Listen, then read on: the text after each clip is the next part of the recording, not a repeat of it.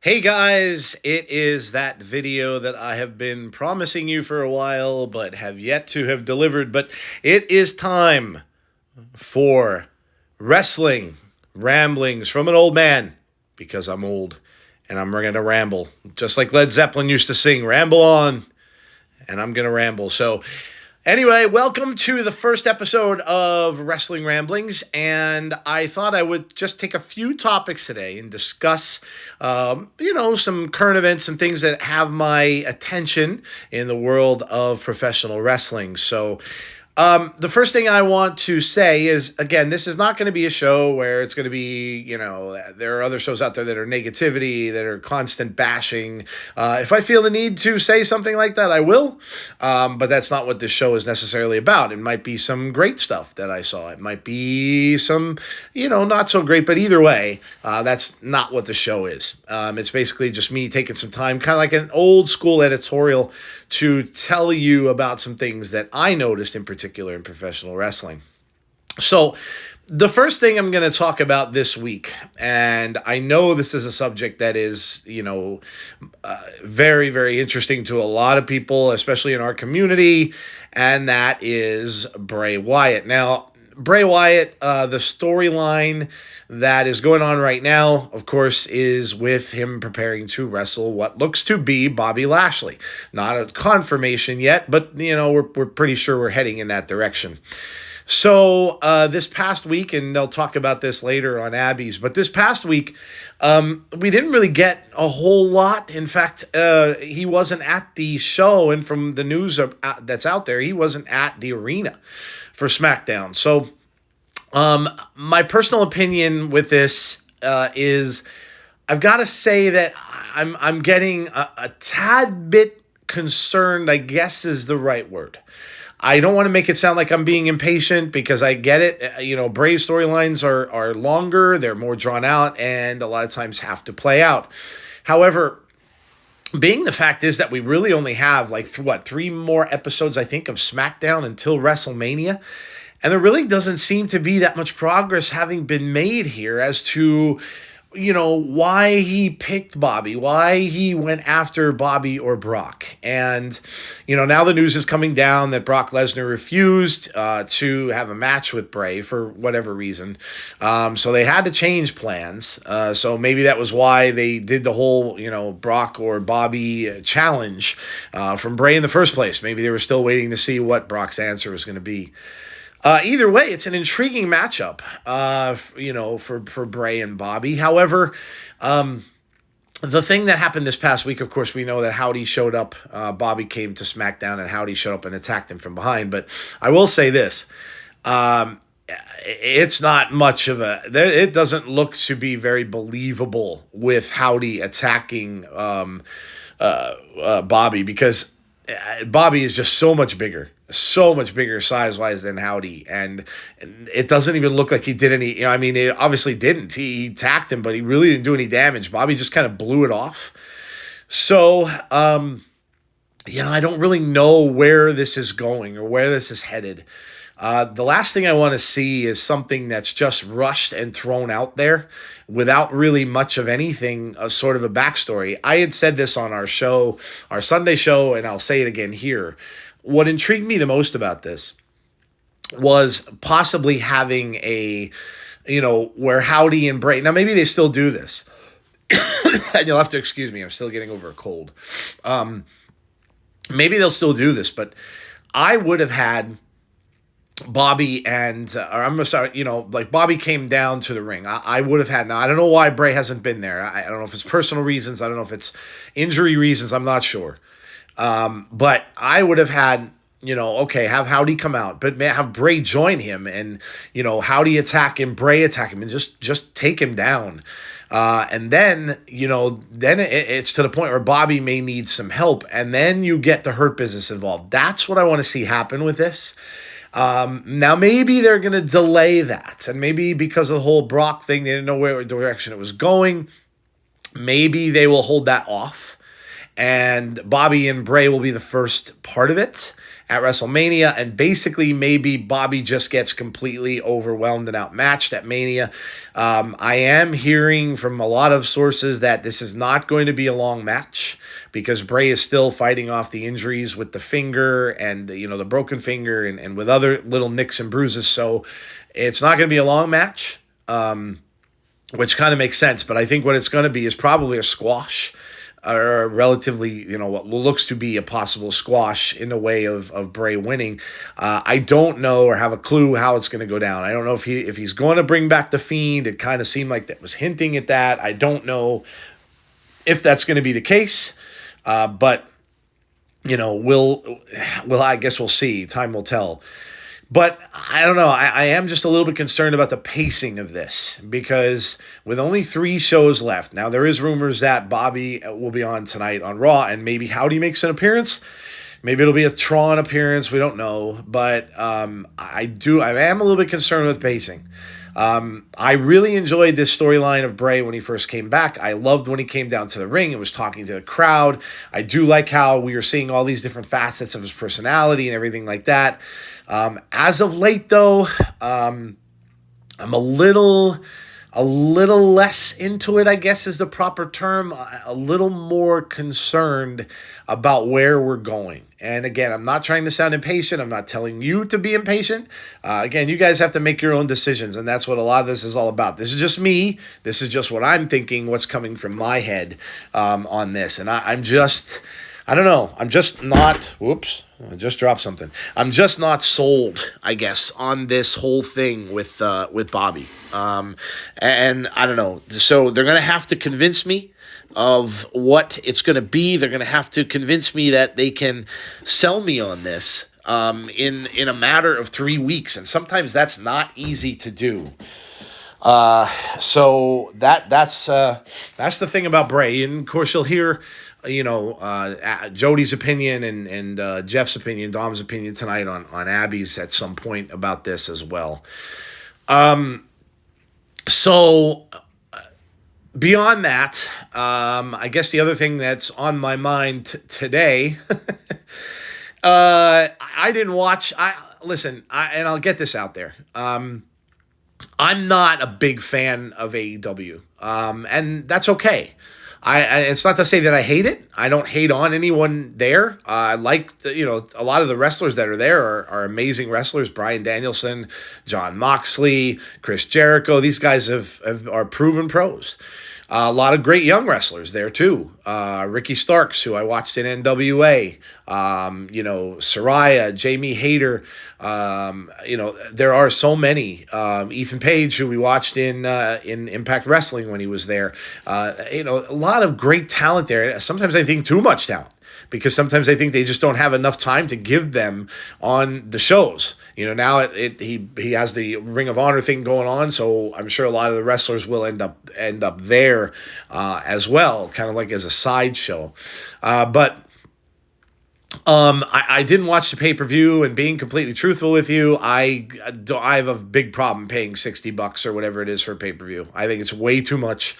My money is tight. I'm not a millionaire. I don't make a ton of money. So $60 is a lot of money, especially in today's economy. So I just don't have that to pay to shell out for these pay-per-views. Why I honestly think that they should end up with some sort of streaming service, like WWE has with Peacock. They should make some sort of deal with someone. I don't know if it's because of TBS and TNT really just don't have that, but I think that that's what they need to do, because it's just a lot of money. And I get the pay-per-views are long. I get you get like 4 or 5 hours sometimes, but I don't know. It's just, to me, it's a big purchase. And it's so I didn't watch. I read results, and I'm going to cough again here.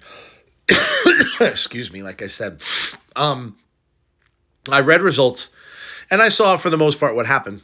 I didn't see, until this morning, Twitter blowing up about it, MJF throwing a cup of water at a young boy in the crowd. Now, granted, most of the time when things like this happen today anyway, it's a plan. It's someone who is there or that they're going to focus on.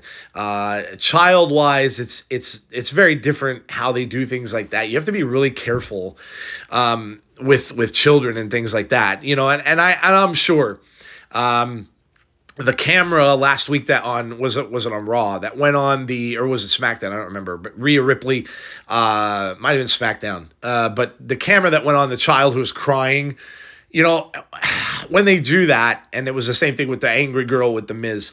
When they do that, I'm sure they probably get the parents' permission to have those kids being featured. Rhea made her Twitter page. She made, she used that picture now of that girl crying as her Twitter page, which I said was savage. But I would think that they contact the parents and have them, let them know, because not too many parents out there are going to be approving of, one of the wrestlers having their daughter or son on their Twitter header, crying in a state of being upset. So now there are most of the places I've seen or read has said that that this wasn't a plant, So if that's the case, and again, I'm speculating because I don't know. I'm not in the knowledge of this. I don't know what's going on behind the scenes. But in the knowledge of this, if that's true, being a dad of two daughters, if I had my son or my daughter at a wrestling show and I was ringside like that, now you're paying pretty good damn money for tickets like that too, by the way. I mean, that's it. Those are not cheap. They're not $20 a seat or whatever it is, or $50, $75. They're a couple $100 for seats there. If you're doing that, you're doing it for a reason. You're doing it because you want your son or daughter to be able to see the wrestlers, coming in that area, coming down the aisle maybe. And a lot of times maybe you get a high five or an interaction. So the young man was standing next to his mom, and MJF comes over, basically grabs a cup of whatever she was drinking, let's hope it was water, and throws the water on the kid. I get where he's going, okay? I get it, what he's trying to do. He's trying to be a heel from the 80s. He's trying to be one of those heels, like when we talked to, my gosh, I can't remember the gentleman's name, but he's trying to be one of the old school heels that is a heel all the time. He's a heel all his life. He never changes characters. If you see someone outside, and I've heard this before, that he's done interviews and stuff like that where kids have gone up to him and asked him for photos and he refuses, things like that. So this isn't anything new for him. But if this wasn't a plant and this young man was at a wrestling event, and MJF just took it upon himself to do this, and they were saying that the mother was upset. Now the mother, again, if it was a plant, the mother could have been acting as well. But hell, I would have been more than upset. This would have been a thing where, if my daughter was that age, I would have, as a father, I would have gone after him, regardless of what he looks like, how built he is, whether, he's a wrestler or not. You have no right to do that to a child, to my son or daughter. I don't care who you are, or what kind of wrestler you're trying to portray. It's just not right. And so, again, we don't know the backstory, and wrestling, a lot of it is exactly that. It's a story. We don't know if this is true or not. We don't know if this was a plant. Now, they did do a lot of things for this kid. They invited him backstage and all this stuff. So that kind of makes me believe that maybe it was real, that MJF kind of did this on his own.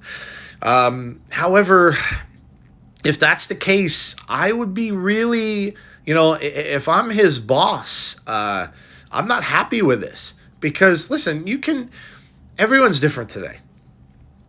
In the past, things were so different when you went to wrestling. Wrestling fans are very, very different when I was growing up. And, if he would have done this back then, I mean, there were people that used to pull knives on wrestlers because they were such good heels at their jobs. People hated them. They would threaten them with violence. But you've got to be very careful today because if what would he have done if the mother went after him? So I don't know if he did really do this, then I would say, you need to have him apologize publicly. You need to apologize as a company, and I would hope they did that when they invited him backstage. And also, you need to consider some sort of action against this guy.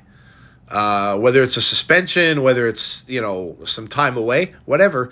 But, I'm sorry, but you just don't do that. You just don't do that to a kid. Maybe it was the kid's first wrestling match.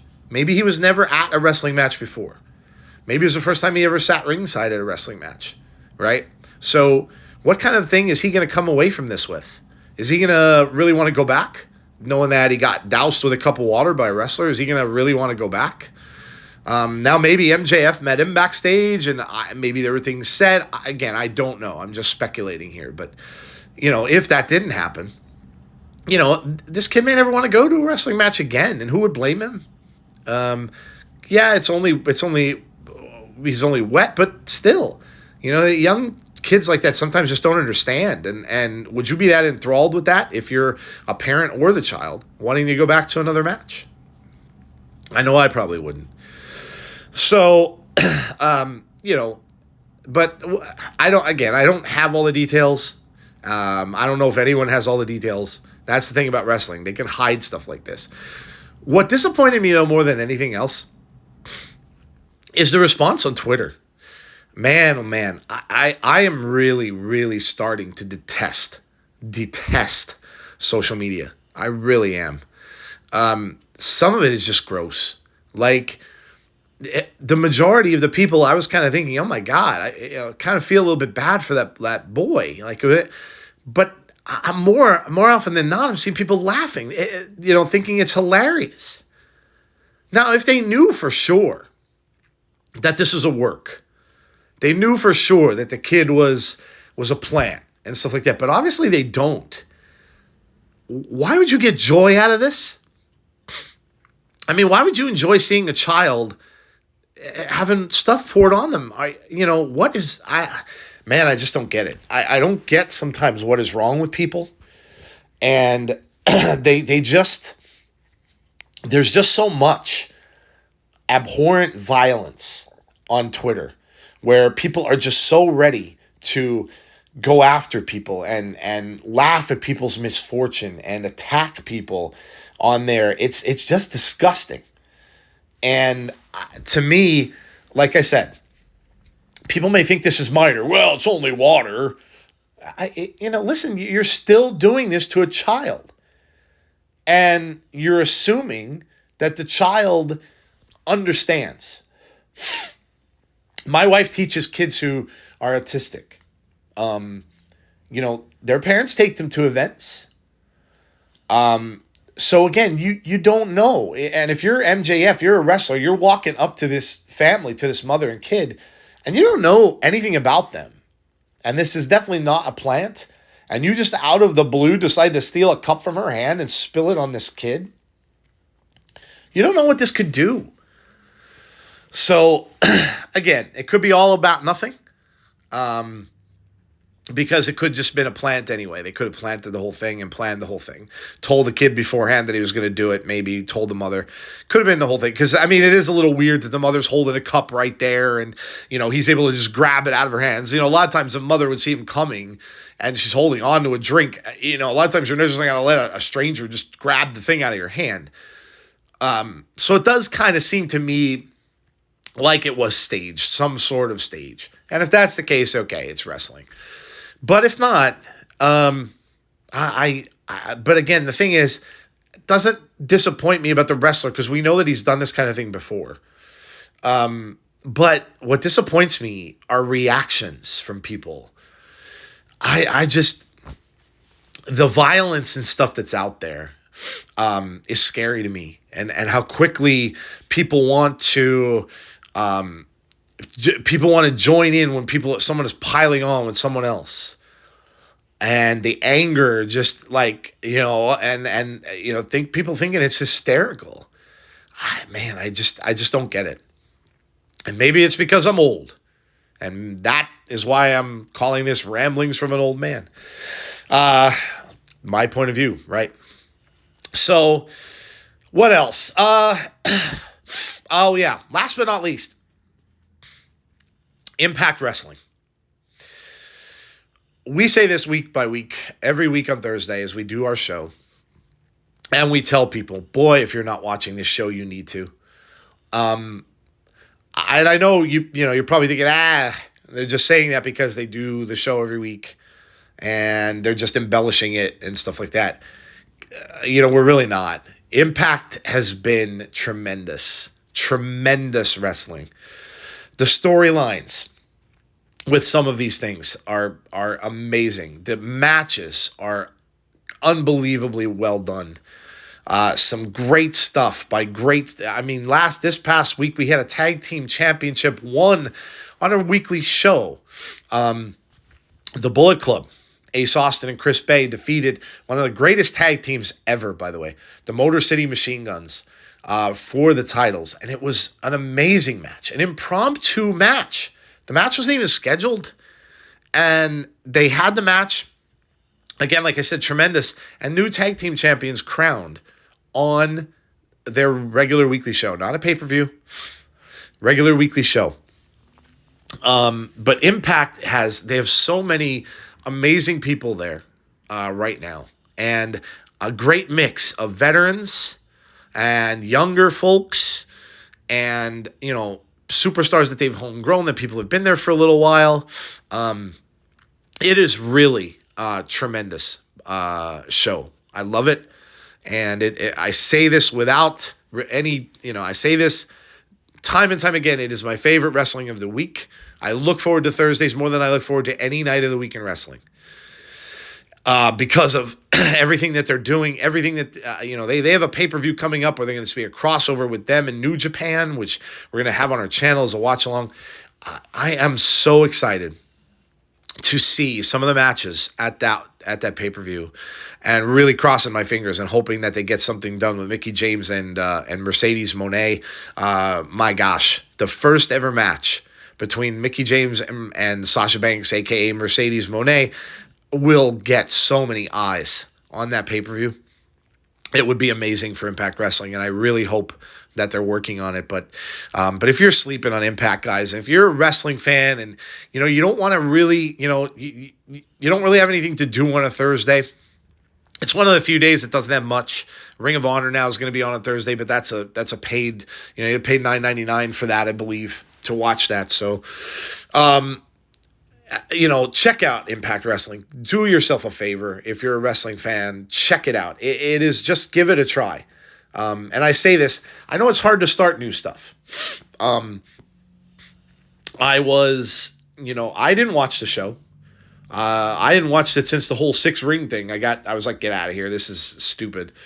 And I stopped watching. So, when Jeff told me about it and I started watching it, it took me a while because it's something new and it's hard to get into it. Like I said, it's almost like watching a new TV show, 20 episodes in. You don't know what's going on. Now you could go back and you could watch. What I would say to do is, if you're looking to get into it, start from a pay-per-view.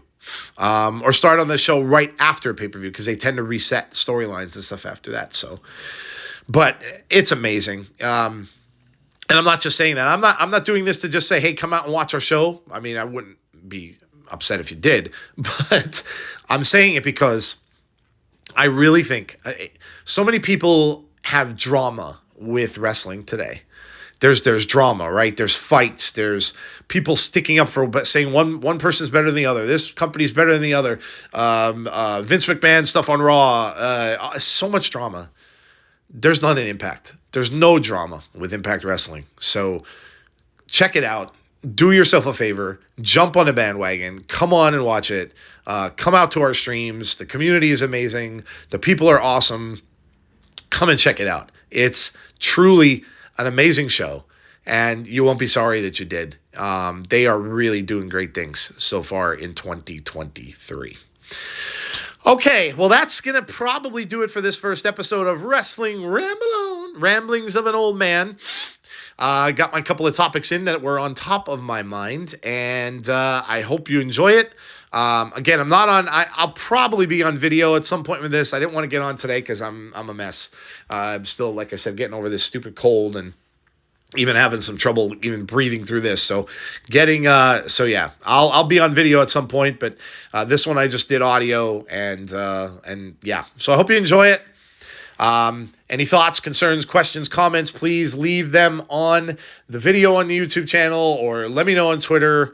I'm usually always on Insider's Twitter or I'm on my own Twitter, whichever. And have a great rest of your wrestling week.